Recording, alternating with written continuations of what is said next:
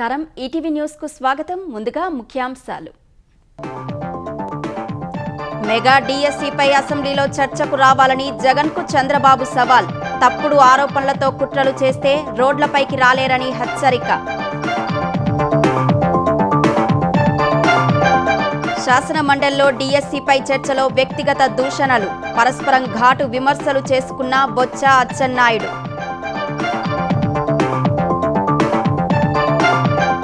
ఏపీపై El Niño ప్రభావం తీవ్రంగా ఉందన్న చంద్రబాబు గోదావరి డెల్టా మినహా ఎక్కడా వరి సాగు చేయవద్దని సూచించిన సీఎం తెలంగాణలో 2,64,87,214 ఓట్లతో ఎస్ఐఆర్ ముసాయిదా 73 లక్షల ఓట్లు తొలగింపు 92 లక్షల మందికి పైగా నోటీసులు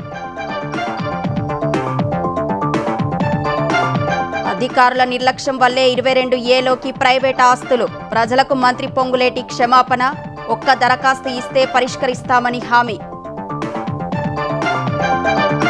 సనత్ నగర్ టిమ్స్ ను ప్రారంభించిన రేవంత్ రెడ్డి తొలుత అవుట్ పేషెంట్ సేవలు త్వరలోనే అందుబాటులోకి 37 రకాల చికిత్సలు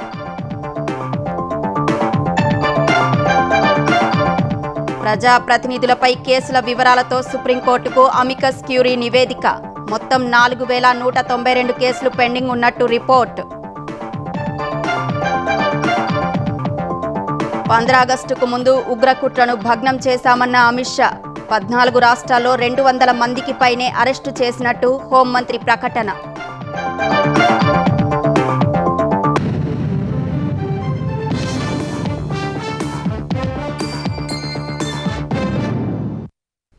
మెగా డిఎస్సిపై చర్చకు రావాలని ముఖ్యమంత్రి చంద్రబాబు విద్యాశాఖ మంత్రి లోకేష్ అసెంబ్లీ సాక్షిగా జగన్కు వైసీపీకి సవాలు చేశారు అసెంబ్లీకి వస్తే దొరికిపోతామనే ఆరోపణ చేసి పారిపోతున్నారని సీఎం ఎద్దేవా చేశారు తప్పుడు ఆరోపణలతో కుట్రలు చేస్తే రోడ్డుపైకి రాలేని పరిస్థితి వస్తుందని హెచ్చరించారు సుప్రీంకోర్టు తీర్పు మేరకు వర్టికల్ హారిజంటల్ రిజర్వేషన్లు దేశంలోనే తొలిసారి అమలు చేసినట్లు లోకేష్ వివరించారు వచ్చే అసెంబ్లీ ఎన్నికల్లోపు మరో 3 డిఎస్సీలు నిర్వహిస్తామని ప్రకటించారు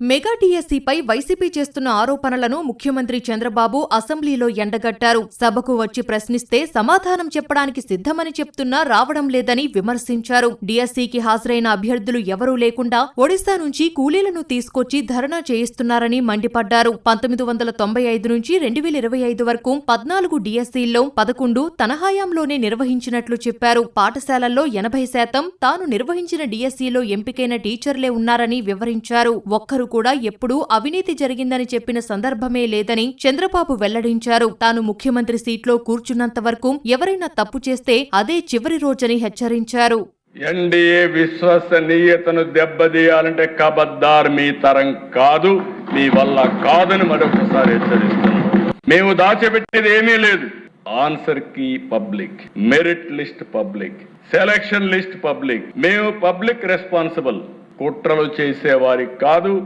కుట్రలు చేసేవారు కబద్దార్ జాగ్రత్తగా ఉండండి ఈ రోజు రోడ్డు మీదకి వచ్చారు ఇదే కుట్రలు మీరు చేస్తే రోడ్డు మీద కూడా రారు ఇక్కడికి వస్తే అడ్డంగా దొరికిపోతారు వీళ్ళకి ఏం ఉండవు అందుకే రోడ్డు మీద కూర్చొని నేను ఎందుకు చెప్పాను అదే హిట్ అండ్ రన్ వీళ్ళ పార్టీని హిట్ అండ్ రన్ నేను తీవ్రవాదులు చూసా 60 ఏళ్లుగా ఆ పార్టీ అయిపోయింది వీళ్ళు అదే మరి చేసే పరిస్థితికి వచ్చారు అంతకుముందు మెగా డిఎస్సి 2025 పై వైసీపీ చేస్తున్న ఆరోపణలకు అసెంబ్లీలో లోకేష్ వివరణ ఇచ్చారు డిఎస్సిపై పవర్ పాయింట్ ప్రెజెంటేషన్ ఇచ్చారు నోటిఫికేషన్ ఇచ్చిన తర్వాత వైసీపీ నాయకులు 141 కేసులు పెట్టారని విమర్శించారు అయినా పారదర్శకంగా డిఎస్సి పూర్తి చేశామన్నారు కూటమి ప్రభుత్వం ఉపాధ్యాయులను సింగపూర్ ఫిన్లాండ్ దేశాలకు పంపిస్తే గత వైసీపీ సర్కార్ వైన్ షాపుల ముందు నిలబెట్టిందని మంత్రి దుయ్యబట్టారు స్పోర్ట్స్ కోటాలో ఉద్యోగాల భర్తీపై ఆరోపణలు చేస్తున్న వైసీపీ నేతలు ఆధారాలు చూపాలని లోకేష్ డిమాండ్ చేశారు సభలో జగన్ చర్చకు రావాలని మరోసారి జగన్ కు సవాల్ చేశారు రావాలని ఇప్పుడు ఆరోపణలు చేస్తున్నారు అధ్యక్ష ఏదో కూనా రవి గారు చైర్మన్ ఆఫ్ సమ్ అథారిటీయో లేదంటే ఎంపీ భరత్ గారు ఆనరీ చైర్మన్ ఆఫ్ సమ్ అథారిటీనో లేదంటే ఆంధ్ర క్రికెట్ అసోసియేషన్ లో ఒక ఎంపీ గారు సెక్రటరీ అనో వాళ్ళు ఏదో సర్టిఫికేట్లు ఇచ్చేసారు దానికి వీళ్ళు ఓకే అన్నారంటే ఆధారాలు తీసుకురండి ప్రూవ్ ఇట్ ఎక్కడ ఆధారాలు లేవు అంబేద్కర్ గారు రాజ్యాంగంలో రిజర్వేషన్ విధానం తీసుకొచ్చిన వ్యక్తి అది మేము పాటిస్తాం అంబేద్కర్ గారిని ప్రశ్నిస్తున్నారు అధ్యక్ష గొడ్డలి పార్టీ నాయకుడు అధ్యక్ష ప్రెస్ మీట్లు ఎందుకు అధ్యక్ష రమ్మనండి హౌస్ కి ఎందుకు రాలేదైనా 4వ సారి ఛాలెంజ్ చేస్తారు టైం డేట్ మీరు ఫిక్స్ చేయండి, డిబేట్ కి నేను ready. In the house, out side the house I'm ready. నేనేం పారిపోట్లా. వాళ్ళ ఫేస్బుక్ లో పెడతారు అధ్యక్ష, ఎక్స్ లో పెడతారు. డిబేట్ నుంచి మేము పారిపోయాం. డిబేట్ చేస్తున్నారు రా చర్చిద్దాం. ఇంకొక 3 డిఎస్సీలు ఎన్నికల ముందర ప్రజాప్రభుత్వం నిర్వహించి ప్రభుత్వ పాఠశాలను బలోపేతం చేసే బాధ్యత మేము తీసుకుంటాం అధ్యక్ష. ఆంధ్రప్రదేశ్ శాసన మండలిలో డీఎస్సీకి సంబంధించి మంత్రి అచ్చెన్నాయుడు, విపక్ష నేత బొత్స సత్యనారాయణ మధ్య మాటల యుద్ధం వ్యక్తిగత దూషణలకు దారితీసింది. తొలుత డీఎస్సీపై వైసీపీ ఇచ్చిన వాయిదా తీర్మానాలను చైర్మన్ తిరస్కరించడంపై ప్రతిపక్ష సభ్యులు ఆందోళనకు దిగడంతో సభ వాయిదా పడింది. తర్వాత సమావేశమైనప్పుడు డీఎస్సీ అంశంపై చర్చించాలని వైసీపీ సభ్యులు నినాదాలు చేశారు. బీఎస్సీలో మాట్లాడి చర్చకు అనుమతిస్తామని చైర్మన్ మోషేనురాజు చెప్పినా వినిపించుకోలేదు. ఇదే సమయంలో మంత్రి అచ్చెన్నాయుడు తనపై అనుచితంగా మాట్లాడారంటూ బొత్స ఆగ్రహం వ్యక్తం చేశారు. మంత్రి అచ్చెన్న శరీరాకృతిపై బొత్స విమర్శలు చేశారు. అసభ్యతకు తావిచ్చే మాటలు తాను మాట్లాడలేదన్న మంత్రి బొత్స తీరుపై మండిపడ్డారు. అచ్చెన్నాయుడు మినిస్టర్ మాట్లాడారు. బొత్స సత్యనారాయణ గారు దద్దమ్మ. మనిషి పెరిగితే బుద్ధి రాదు. ఎద్దులాగా వచ్చి ఎద్దులాగా తెత్తే మనకి వచ్చి తెలుతాడు రావు. ఎవడు దద్దమ్మో, ఎవడు అమ్మోతులాగా ఉన్నాడో ఈ దద్దమ్మ వచ్చి తెలుస్తుంది.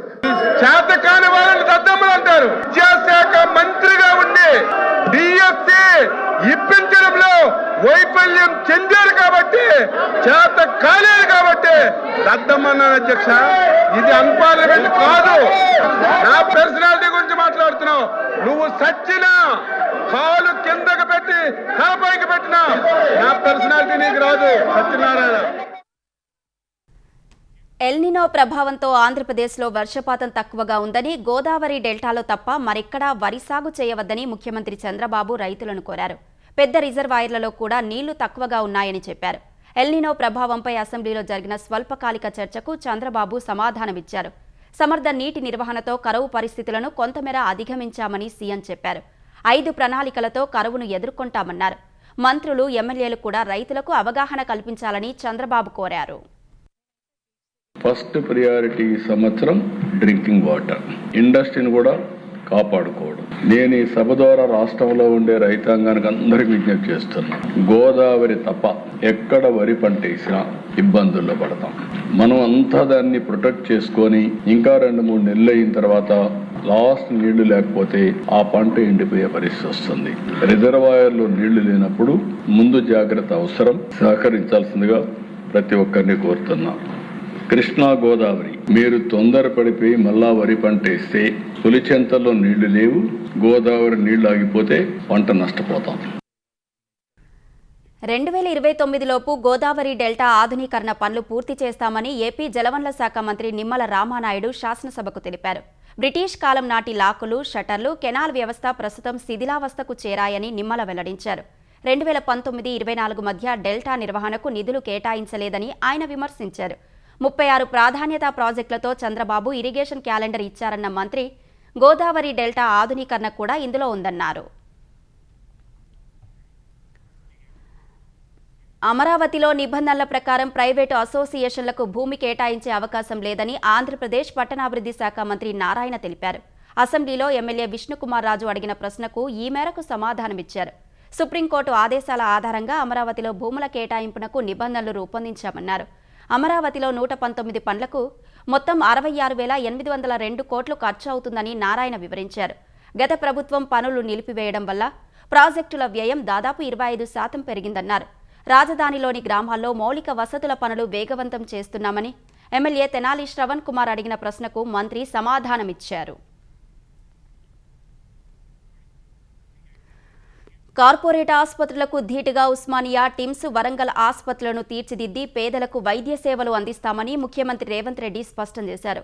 మంత్రులు, ప్రజాప్రతినిధులతో కలిసి హైదరాబాద్లోని సనత్ నగర్ టిమ్స్ ఆసుపత్రిని ముఖ్యమంత్రి రేవంత్ రెడ్డి ప్రారంభించారు. అనంతరం మాట్లాడిన సీఎం విద్య, వైద్యాన్ని ప్రాధాన్యతగా తీసుకున్నామన్నారు. వైద్య శాఖపై 21,000 కోట్లు ఖర్చు పెట్టామని ఆయన వివరించారు. బీఆర్ఎస్ ప్రభుత్వం టిమ్స్ ఆసుపత్రులకు టెంకాయ కొట్టి నిర్మాణాన్ని మర్చిపోతే తాము చొరవ తీసుకున్నామని రేవంత్ రెడ్డి చెప్పారు. బీఆర్ఎస్ నేతలు 10 ఏళ్లలో ఆసుపత్రులు నిర్మించి ప్రారంభించలేకపోయారని ఎద్దేవా చేశారు. టిమ్స్ను వాళ్లే కట్టామంటున్నారని మండిపడ్డారు. 2027 డిసెంబర్లోపు అన్ని ఆసుపత్రుల నిర్మాణం పూర్తి చేస్తామని సీఎం రేవంత్ రెడ్డి ప్రకటించారు.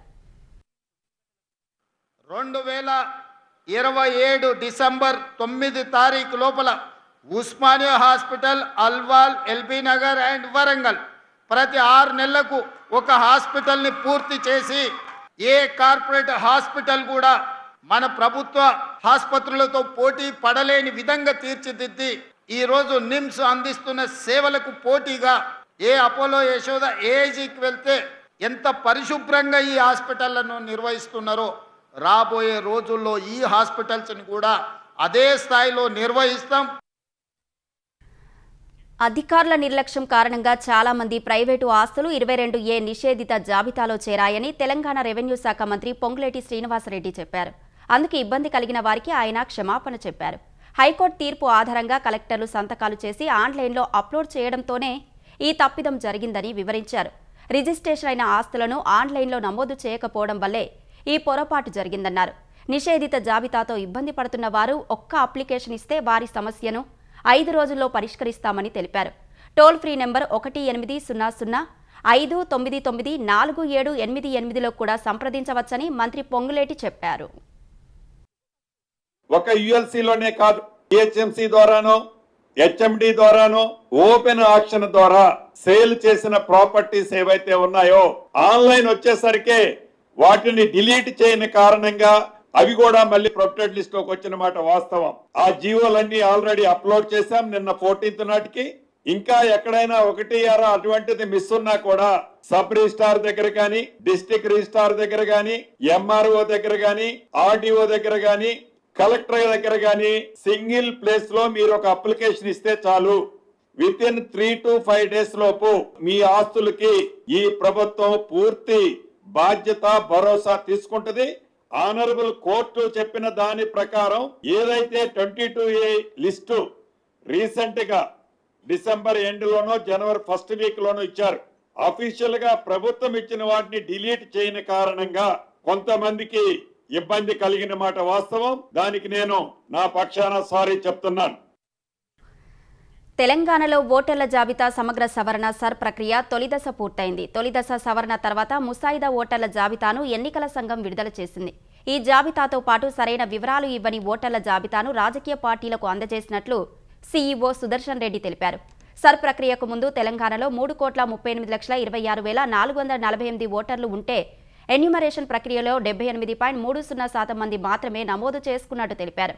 అంటే 2,64,87,214 మంది ఓటర్లు ఎన్యూమరేషన్ ఫారాలు తిరిగి ఇచ్చినట్టు వివరించారు. ఈ వివరాలు ముసాయిదా జాబితాలో పొందుపరిచినట్టు వివరించారు. మొత్తం 73,39,234 ఓట్లను తొలగించినట్టు సుదర్శన్ రెడ్డి తెలిపారు. ఎన్యూమరేషన్ కాని ఓట్లలో 9,22,230 మంది మరణించారని చెప్పారు. మరో 11,25,546 ఓటర్లు వారి చిరునామాల్లో లేరని సీఈఓ తెలిపారు. తెలంగాణలో 45,18,961 మంది ఓటర్లు ఇతర ప్రాంతానికి వలస వెళ్లారని చెప్పారు. తెలంగాణలో 6,70,203 మంది డూప్లికేట్ ఓటర్లు ఉన్నట్లు పేర్కొన్నారు. మరో 1,02,294 మంది ఇతర కారణాలతో ఎన్యూమరేషన్ కాలేదని తెలిపారు. ఇలా దాదాపు 73 లక్షల ఓట్లు తగ్గిపోగా ఎన్యూమరేషన్ ఫారాలు ఇచ్చిన వారిలో 92 లక్షల మందికి పైగా నోటీసులు ఇవ్వనున్నట్టు తెలిపారు. ఈ నోటీసులు అందుకున్న వారు ఈసీ ధృవీకరించిన 12 డాక్యుమెంట్లలో ఏదో ఒకటి సెప్టెంబర్ 16 నాటికి అధికారులకు అందజేయాలని సుదర్శన్ రెడ్డి తెలిపారు. ఎన్యూమరేషన్ ఫేజ్ తర్వాత మన రాష్ట్రంలో 78.30 ఎలక్టర్స్ ఉన్నారు. మిగిలిన వారు పెర్మనెంట్లీ షిఫ్టెడ్, చనిపోయిన వారు, లేకపోతే ఎన్యూమరేషన్ ఫామ్స్ సబ్మిట్ చేయని వారు, ఈ విధంగా వివిధ కారణాల వల్ల 73 లక్షల పైసలకు తీసివేయడం జరిగింది. పేరు లిస్ట్లోకి రాలేదు అనుకున్న వారు ఎవరైనా ఉంటే కూడా ఫామ్ 6 సబ్మిట్ చేసి వాళ్ళు మళ్ళీ ఫైనల్ రోల్లోకి రావడానికి అవకాశం ఉంటుంది. 90 లక్షల మందికి ఈ నోటీస్ పీరియడ్లో నోటీస్ ఇవ్వడం జరుగుతుంది. నోటీస్ అందిన ప్రతి ఒక్క వ్యక్తి నోటీస్కి సమాధానం ఇవ్వాల్సి వస్తుంది. భారతీయ జనతా పార్టీ అధ్యక్షుడు నితిన్ నబీన్ తన కార్యవర్గాన్ని ప్రకటించారు. ఆంధ్రప్రదేశ్కు చెందిన పురంధేశ్వరి సహా 13 మందిని ఉపాధ్యక్షులుగా ప్రకటించారు. జాతీయ సంస్థాగత ప్రధాన కార్యదర్శిగా బిఎల్ సంతోష్ను నియమించారు. జాతీయ సంయుక్త కార్యదర్శులుగా ముంబైకి చెందిన శివ్ ప్రకాష్, ఛత్తీస్గఢ్కు చెందిన సౌదన్ సింగ్ నియమితులయ్యారు. జాతీయ ప్రధాన కార్యదర్శులుగా స్మృతి ఇరానీ, వినోద్ తావ్డే, సునీల్ బన్సల్, బిప్లవ్ కుమార్ దేవ్, సతీష్ పూనియా, గజేంద్ర పటేల్, హరీష్ ద్వివేది, సంజయ్ భాటియా నియమితులయ్యారు. జాతీయ కార్యదర్శులుగా 16 మందికి అవకాశం కల్పించారు. జాతీయ కోశాధికారిగా పీయూష్ గోయల్, జాతీయ సంయుక్త కోశాధికారిగా రాజేష్ మంగల్ నియమితులయ్యారు. పంజాబ్కు చెందిన తరుణ్ చుగ్ బీజేపీ ప్రధాన కార్యాలయం ఇన్ఛార్జిగా వ్యవహరించనున్నారు. సెంట్రల్ ఆఫీస్ కార్యదర్శిగా ఉత్తరాఖండ్కు చెందిన మహేంద్ర పాండేను నియమించారు. అన్ని విభాగాల సంయుక్త సమన్వయకర్తగా ఆంధ్రప్రదేశ్కు చెందిన విష్ణువర్ధన్ రెడ్డిని నియమించారు. నితిన్ నబీన్ కార్యవర్గంలో తెలంగాణ నుంచి ఒక్కరికి కూడా చోటు దక్కలేదు. దేశవ్యాప్తంగా ప్రజాప్రతినిధులపై ఉన్న కేసుల వివరాలతో అమికస్ క్యూరీ విజయ్ హన్సారియా సుప్రీంకోర్టుకు మరో నివేదిక సమర్పించారు. ప్రస్తుతం ప్రజాప్రతినిధులపై 4192 కేసులు పెండింగ్లో ఉన్నట్లు అందులో పేర్కొన్నారు. వాటిలో 10 ఏళ్లకు పైగా పెండింగ్లో ఉన్న కేసులు 519 ఉన్నట్లు తెలిపారు. మొత్తం లోక్సభ ఎంపీల్లో 251 మందిపై సీరియస్ కేసులు ఉండగా 170 మందిపై తీవ్రమైన నేరారోపణల కేసులు ఉన్నాయి. ఆంధ్రప్రదేశ్కు చెందిన ఎంపీలో 13 మందిపై సీరియస్ కేసులు, 9 మందిపై తీవ్రమైన నేరాల కేసులు ఉన్నట్లు నివేదిక పేర్కొంది. తెలంగాణ ఎంపీలో 14 మందిపై సీరియస్ కేసులు, 12 మందిపై తీవ్రమైన నేరాల కేసులు ఉన్నట్టు అమికస్ క్యూరీ వివరించారు. దేశవ్యాప్తంగా 2098 మంది ఎమ్మెల్యేలపై క్రిమినల్ కేసులు ఉండగా 1286 మందిపై తీవ్ర నేర ఆరోపణలతో కేసులు నమోదయ్యాయి. ఆంధ్రప్రదేశ్లో 138 మంది ఎమ్మెల్యేలపై క్రిమినల్ కేసులు, 97 మంది తీవ్రమైన నేరారోపణలు ఉన్నాయి. తెలంగాణలో 81 మందిపై క్రిమినల్ కేసులు, 58 మందిపై తీవ్రమైన నేరారోపణలు ఉన్నట్లు అమికస్ క్యూరీ నివేదికలో పేర్కొన్నారు. దేశంలో 14 మంది ముఖ్యమంత్రులు తమపై క్రిమినల్ కేసులు ఉన్నట్లు ప్రకటించారని అమికస్ క్యూరీ తెలిపారు. ఇందులో తెలంగాణ ముఖ్యమంత్రి రేవంత్ రెడ్డిపై 89 కేసులు నమోదు కాగా, బెంగాల్ సీఎం సువేందు అధికారిపై 29, కర్ణాటక సీఎం డీకే శివకుమార్పై 19 కేసులు, ఏపీ సీఎం చంద్రబాబుపై 19 కేసులు ఉన్నట్లు అమికస్ క్యూరీ సుప్రీంకోర్టుకు వివరించారు. ఉత్తరాంధ్ర ప్రజల చిరకాల స్వప్నం ఎట్టకేలకు సాకారమైంది. భోగాపురంలోని అల్లూరి సీతారామరాజు అంతర్జాతీయ విమానాశ్రయంలో నేటి నుంచి విమానాల రాకపోకలు కొనసాగుతున్నాయి. తొలి రోజే విమానాశ్రయం ప్రయాణికుల కోలాహలంతో కిక్కిరిసిపోయింది. తొలుత హైదరాబాద్ నుంచి వచ్చిన ఇండిగో విమానం, తర్వాత బెంగళూరు నుంచి వచ్చిన ఎయిర్ ఇండియా ఎక్స్ప్రెస్ విమానాలు ఇక్కడ సురక్షితంగా ల్యాండ్ అయ్యాయి. తొలి ప్రయాణికులకు అధికారులు ఘన స్వాగతం పలికారు.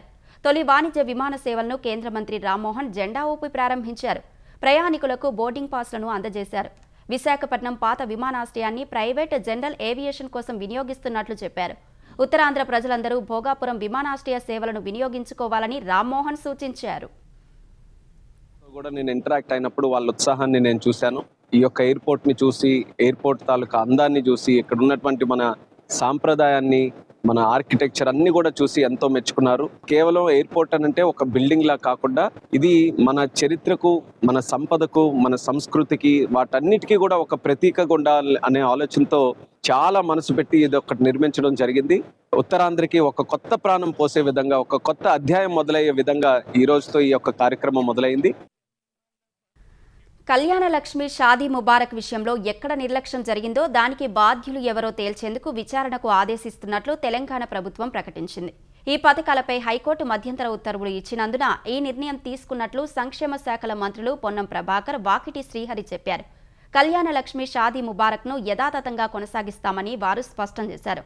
హైకోర్టులో స్టేను సాకుగా చూపి బీఆర్ఎస్ నేతలు రాజకీయం చేస్తున్నారని విమర్శించారు. కోర్టు వివరణ అడిగినంత మాత్రాన పథకాలు నిలిచిపోయే పరిస్థితి లేదని మంత్రులు చెప్పారు. మేము రిక్వెస్ట్ స్పెషల్ పిటిషన్ వేసుకొని కూడా దీనికి సంబంధించిన స్టే వెకెట్ చేస్తాం. న్యాయపరంగా జాప్యం జరిగిందా, అధికారుల సమాచార పరంగా జరిగిందా, దాని మీద విచారణకు ఆదేశిస్తా ఉన్నాం. ఇందుకు సంబంధించిన బాధ్యుల మీద చర్య తీసుకుంటాం. కొంతమంది వ్యక్తులు కోర్టుకు వెళ్ళినప్పటికీ కూడా ఆ స్టేను వెకెట్ చేసుకునే బాధ్యత మాది. కళ్యాణ లక్ష్మి షాదీ ముబారక్ యథావిధిగా కొనసాగుతాయి. కళ్యాణ లక్ష్మి షాదీ ముబారక్ పథకం కింద 16,70,000 పెళ్లిళ్లు అయ్యాయని మంత్రి పొన్నం చెప్పడంపై మాజీ మంత్రి హరీష్ రావు అభ్యంతరం వ్యక్తం చేశారు. అందులో 14,50,000 పెళ్లిళ్లు బీఆర్ఎస్ హయాంలోనే జరిగాయన్న హరీష్ రావు ఆ విషయాన్ని పొన్నం ఎందుకు చెప్పలేదని ప్రశ్నించారు. 2021-22 ఆర్థిక సంవత్సరంలో నాటి బీఆర్ఎస్ సర్కార్ 2,31,371 పెళ్లిళ్లకు సాయం అందించినట్టు హరీష్ రావు గుర్తు చేశారు.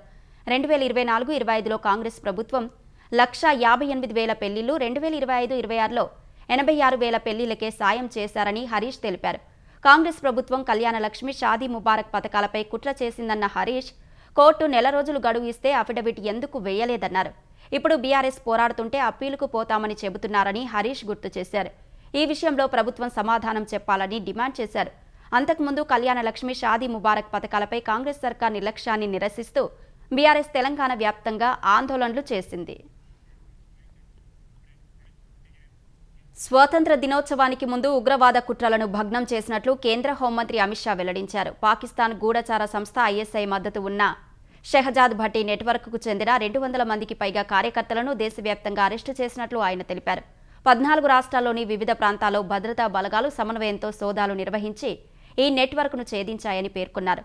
పాకిస్తాన్ ఆర్డినెన్స్ ఫ్యాక్టరీ మార్కింగ్తో ఉన్న ఐఈడీలు, గ్రెనేడ్లు, పిస్టల్స్, తూటాలు, నిఘా కోసం ఉపయోగించిన సీసీటీవీ కెమెరాలను స్వాధీనం చేసుకున్నట్లు ప్రకటించారు. ఈ నెల 12న రాష్ట్ర పోలీసుల సహకారంతో నిర్వహించిన ఈ ఆపరేషన్లో ఉత్తరప్రదేశ్లో 62 మంది, హర్యానాలో 52, ఢిల్లీలో 51, పంజాబ్లో 44, రాజస్థాన్లో 15, మహారాష్ట్రలో 8, ఉత్తరాఖండ్లో 5, కర్ణాటక, గుజరాత్, బీహార్లో 3 తెలంగాణ, హిమాచల్ ప్రదేశ్, జమ్మూ కాశ్మీర్, కేరళలో 2 చొప్పున అరెస్టు చేశారని హోంమంత్రి వెల్లడించారు. పంజాబ్, హర్యానాలో ఇటీవల జరిగిన పలు పేలుళ్లు, గ్రెనేడ్ దాడులు, లక్షిత హత్యల వెనుక ఈ షెహజాద్ భట్టి నెట్వర్క్ ప్రమేయం ఉన్నట్లు జాతీయ దర్యాప్తు సంస్థ గుర్తించింది. ఉగ్రవాదంపై భారత్ అనుసరిస్తున్న జీరో టాలరెన్స్ విధానానికి ఈ చర్య నిదర్శనమని హోంమంత్రి స్పష్టం చేశారు. నేషనల్ టెస్టింగ్ ఏజెన్సీ ఎన్టీఏ వైఫల్యాలకు విద్యార్థులు శిక్ష అనుభవిస్తున్నారని కాంగ్రెస్ అగ్రనేత రాహుల్ గాంధీ అన్నారు. యూజీసీ నెట్లో 3 సబ్జెక్టులకు మళ్లీ పరీక్ష నిర్వహిస్తామన్న ఎన్టీఏ ప్రకటనపై ఆయన ఆగ్రహం వ్యక్తం చేశారు. మోదీ ప్రభుత్వంలోని ఇతర విభాగాల తరహాలో ఎన్టీఏ కూడా ఎన్నడూ తన తప్పు అంగీకరించబోదని రాహుల్ ఆక్షేపించారు. కొన్నేళ్లు కష్టపడి చదివి ఫీజులు చెల్లించి దూర ప్రాంతాల్లోని కేంద్రాలకు వెళ్లి పరీక్ష రాసిన వేలాది మంది విద్యార్థులు ఇప్పుడు మళ్లీ శ్రమ పడాల్సి వస్తోందని పేర్కొన్నారు. ఇది విద్యా వ్యవస్థ కాదని, దోపిడీ యంత్రమని ధ్వజమెత్తారు. ధర్మేంద్ర ప్రధాన్ రాజీనామా మొదటి మెట్టు మాత్రమేనని, ఎన్టీఏ నాయకత్వాన్ని కూడా వైఫల్యానికి బాధ్యులను చేయాలని రాహుల్ డిమాండ్ చేశారు. ఈ అంశంపై ప్రధాని నరేంద్ర మోదీ సమాధానం చెప్పే వరకు వదిలిపెట్టబోమని తేల్చి చెప్పారు. యూజీసీ నెట్కు సంబంధించి 87 సబ్జెక్టులకు జూన్లో పరీక్షలు నిర్వహించిన ఎన్టీఏ ఇంగ్లీష్, కామర్స్, సోషియాలజీ ప్రశ్నాపత్రాల్లో తప్పులు ఉన్నట్లు ఫిర్యాదులు రావడంతో ఆయా సబ్జెక్టుల్లో మళ్లీ పరీక్షను పెట్టనున్నట్లు ప్రకటించింది. ఈ 3 సబ్జెక్టులకు సెప్టెంబర్ 9, 10న పరీక్ష నిర్వహిస్తామని తెలిపింది.